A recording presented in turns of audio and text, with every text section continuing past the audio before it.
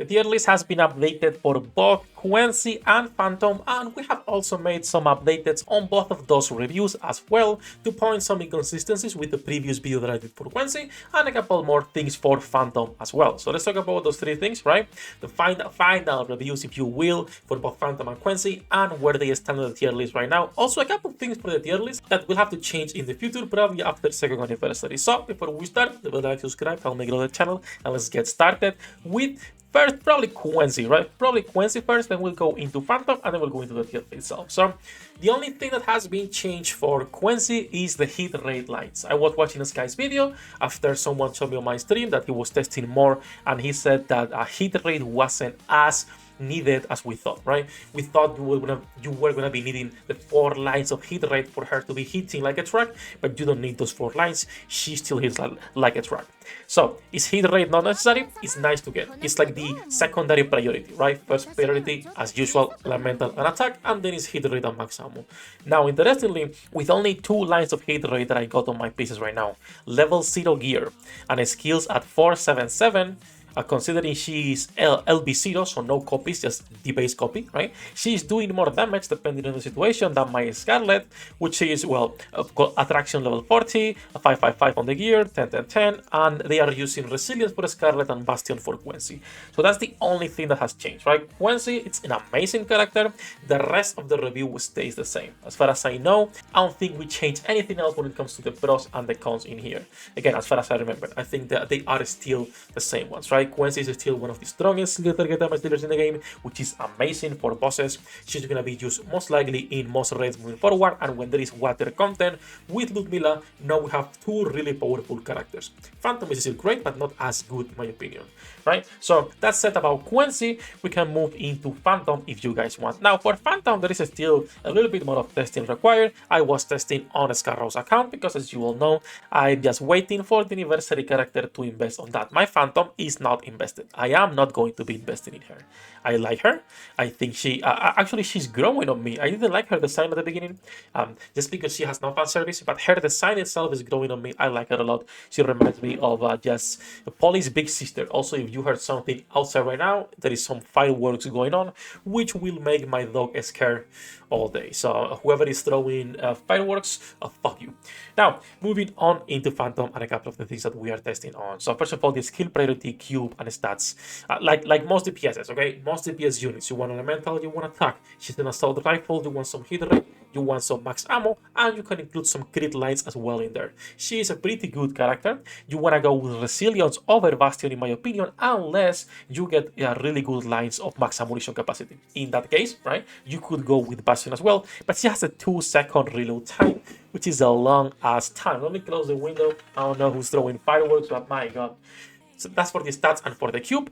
For the skills, she is once again one of these characters you need to invest on all skills.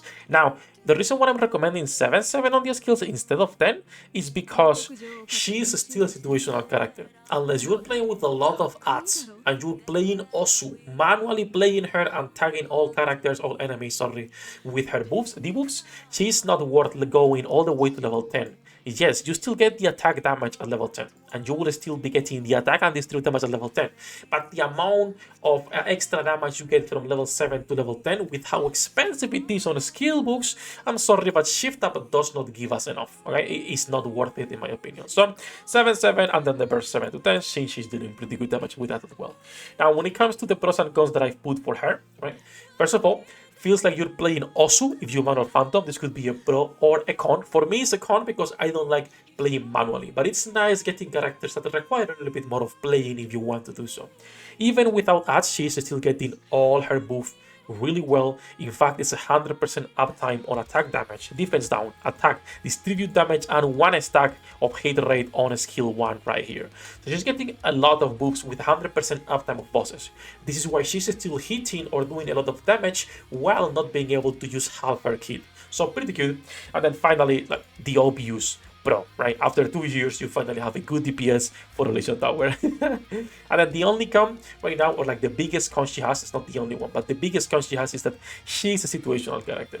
Not only situational, but you need to manually play her in order to fully take advantage of her kit. So that's like the major things with her, right? She's still a great character. I just don't think it's worth investing unless you really care about that Legion Tower and you have no one else. If you like her, of course, invest in her. Ignore my words, okay? I'm just here to give my opinion to see if it helps out people. So let's talk a little bit about the tier list itself, what has changed, and like I was saying earlier, which is pretty important as well, things that will change in the future. The tier list right now, the biggest problem it has is that there is too many characters that don't fit in tiers.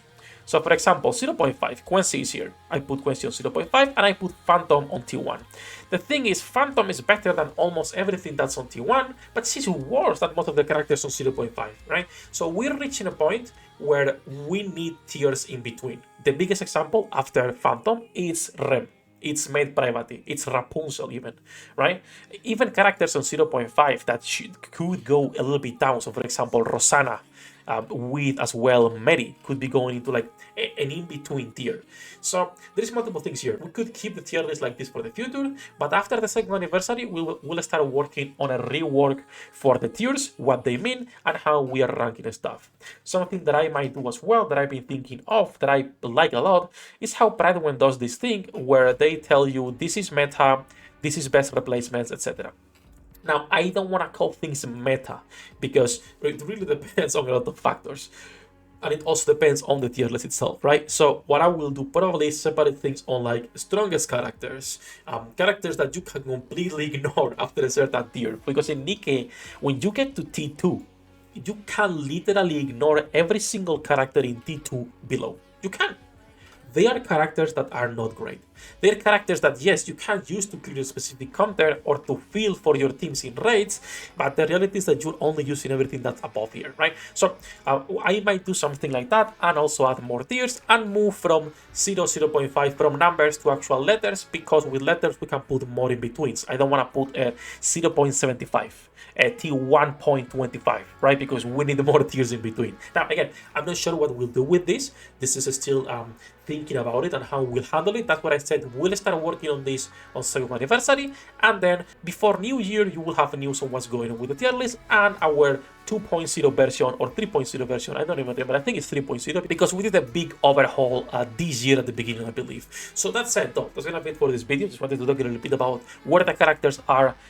It's not full reviews on them. If you want the full reviews, just go into their pages and read them, or watch my previous videos, right? Just want to talk about a couple of things that we updated on their pages, the tier list itself, and where they are positioned right now, which is 0.5 and T1, and how we feel about these characters. I think Quency is the clear winner here, and if I were to invest in water units, I would personally still go with Ludmilla and Quency rather than going with, let's say, Ludmilla and Phantom or Phantom and Quency, right? I think Ludmilla is still the best water DPS we have, just because how good she is and her debuff, and then you have the two new characters. Still, her value for Phantom is undeniable.